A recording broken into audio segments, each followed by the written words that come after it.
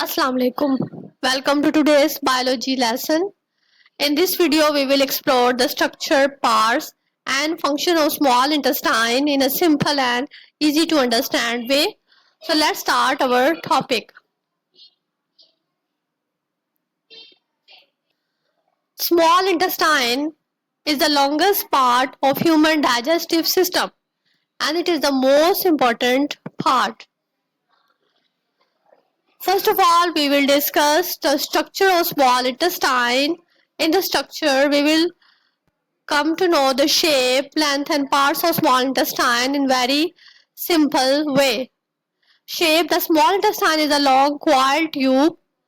Length: although it is called small, but actually it is about 7-meter long tube. Part: small intestine consists of three parts: duodenum, jejunum and the ileum. In the diagram, you can clearly see the three parts with distinct colors. Duodenum is the first part. It is about 25 centimeter long. Jejunum is the second or middle part. It is about 2.5 meter long. And ileum is the last part of the small intestine. It is about 4 meters long. Next, we will discuss what happens in the small intestine or what is the importance or significance of small intestine. In other words, we can say that what important functions does small intestine play. The small intestine is the main place where digestion is completed and nutrients are absorbed into the blood. From these lines, dear students, we come to know that small intestine play two most important functions. Number one, the complete digestion of food take place in small intestine, and the second is absorption of nutrients into the blood take place from small intestine. So first we will see how small intestine completely digests the food. In the digestion of food, the first part of the small intestine play a vital role. In the duodenum, digestion starts from here. In this part of small intestine, food is mixes with bile from the liver and pancreatic juice from the pancreas.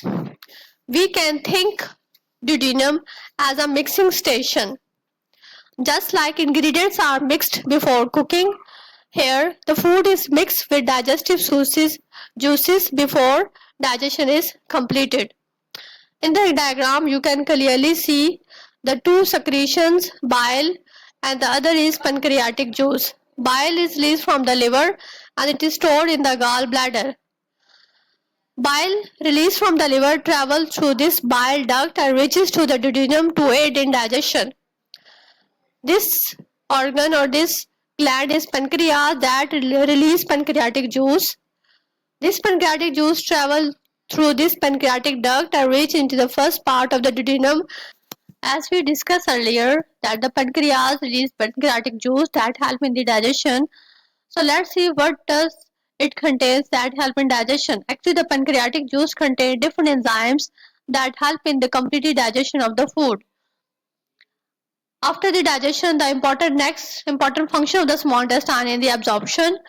Absorption takes place in different small walls of the intestine that are called villi. The structure and the function of the villi I will discuss in the next video in more elaborated and simple way. So here we just go through the absorption.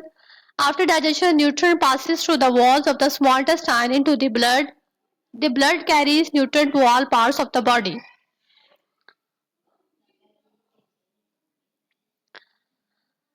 So let's see what is the composition of pancreatic juice. We discussed earlier that it contains different types of enzyme that help in the complete digestion of food.